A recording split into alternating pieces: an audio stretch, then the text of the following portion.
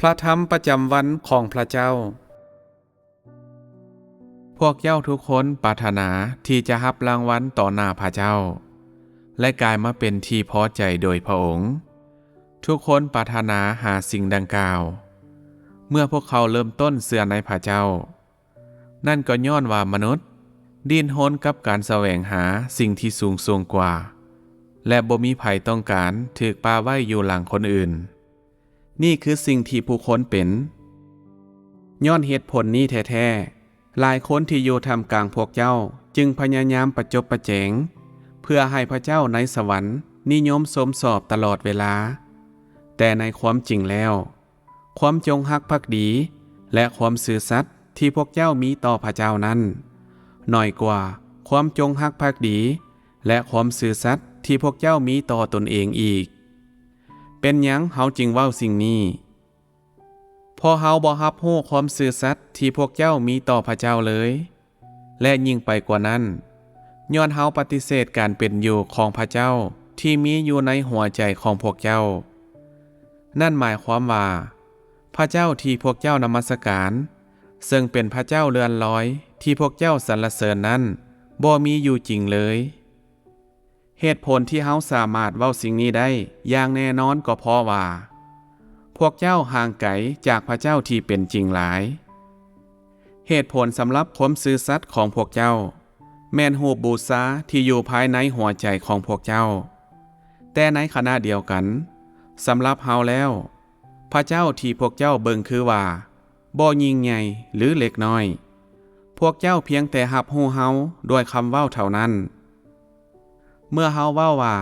พวกเจ้าห่างเหินจากพระเจ้าหลายนั้นเฮาหมายความว่าพวกเจ้าได้ห่างไกลจากพระเจ้าที่แท้จริงในขณะที่พระเจ้าที่เลื่อนลอยเบิ่งคือว่าใกล้ตัวพวกเจ้าเมื่อเฮาเว้าว่าบ่ยิ่งใหญ่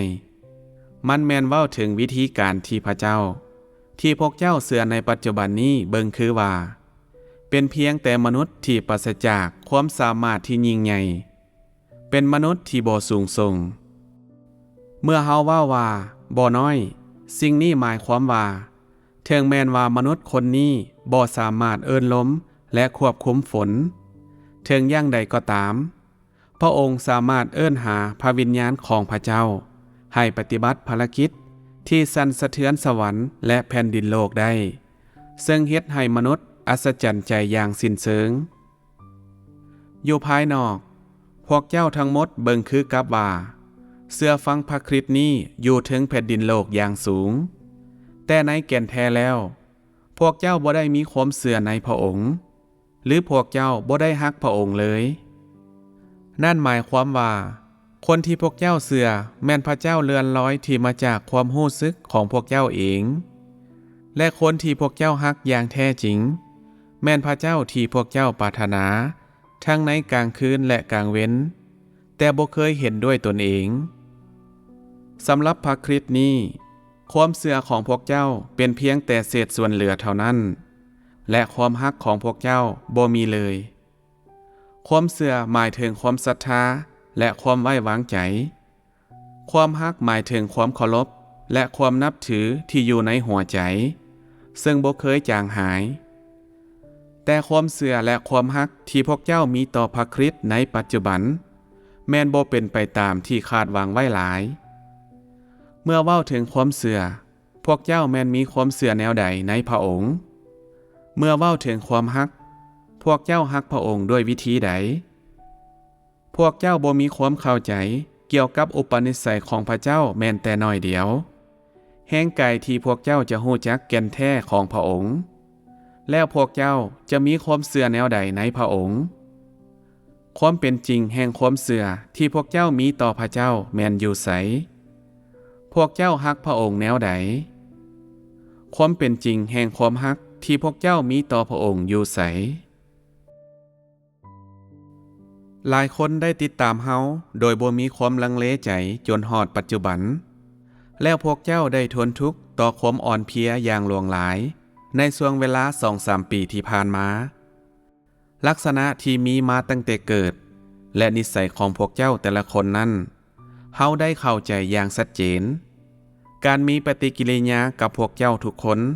เป็นเรื่องที่ยากลำบากหลายเรื่องที่เป็นตาเสียดายก็คือถึงแม้นว่าเฮาได้รับข้อมูลหลายอย่างเกี่ยวกับพวกเจ้าก็บ่มีความเข้าใจหยังเกี่ยวกับเฮาบ่แปลกใจเลยที่ผู้คนว่าพวกเจ้าถือคนหลอกต้มในช่วงเวลาแห่งความสับสนแน่นอนพวกเจ้าบ่เข้าใจหยังเกี่ยวกับอุปนิสัยของเฮาแห่งไก่ที่พวกเจ้าจะสามารถย่างถึงสิ่งที่อยู่ในจิตใจของเฮาเลยมื้อนี้ความเข้าใจผิดของพวกเจ้าเกี่ยวกับเฮาแม่นเพิ่มทวีขึ้นเรื่อยๆและความเสื่อที่พวกเจ้ามีต่อเฮาก็ยังคงเป็นความเสื่อที่สับสนแทนที่จะว่าพวกเจ้ามีความเสื่อในตัวเฮามันจะสำนานกว่าที่จะว่าพวกเจ้าทุกคนกำลังพยายามประจบประแจงเฮาและลูบแข้งเลียขาเฮาแห้งจูงใจของพวกเจ้าแม่นง่ายหลายข้าน้อยจะติดตามไผก็ตามที่สามารถให้รางวัลแก่ข้าน้อยได้และข้าน้อยจะเสื่อในไผก็ตามที่สามารถเฮ็ดให้ข้าน้อยลบหลีกความพินาศที่ยิ่งใหญ่ได้บ่ว่าผู้นั้นจะเป็นพระเจ้าหรือพระเจ้าองค์ใดก็ตามข้าน้อยบ่สนในสิ่งนี้เลยมีหลายคนแบบนั้นทำกลางพวกเจ้ามีเจตนาและสภาพการแบบนี้แม่นให้แห้งหลายถ้ามื้อหนึ่งมีการทดลองขึ้นเพื่อเบิ่งว่าจะมีพวกเจ้าเท่าใดคนที่มีความเชื่อในพระคริสต์ย้อนความเข้าใจในแก่นแท้ของพระองค์แล้วเฮาก็ย่านว่าบ่มีพวกเจ้าจักคนเลยที่สามารถพอใจเฮาได้ฉะนั้นมันก็คงบ่เสียหายหยัง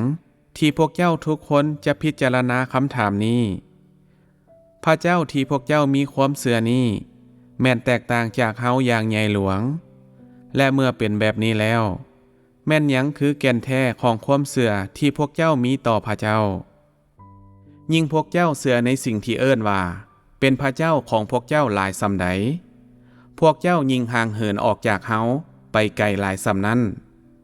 แล้วแม่นหยังคือแก่นแท้ของปัญหานี้มันแน่นอนแล้วว่า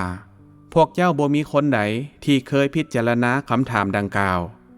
แต่แห่งโน้มถ่วงของมันได้เกิดขึ้นกับพวกเจ้าบ่พวกเจ้าเคยคิดเกี่ยวกับผลตามมาของการสืบต่อเสือในรูปแบบนี้บ่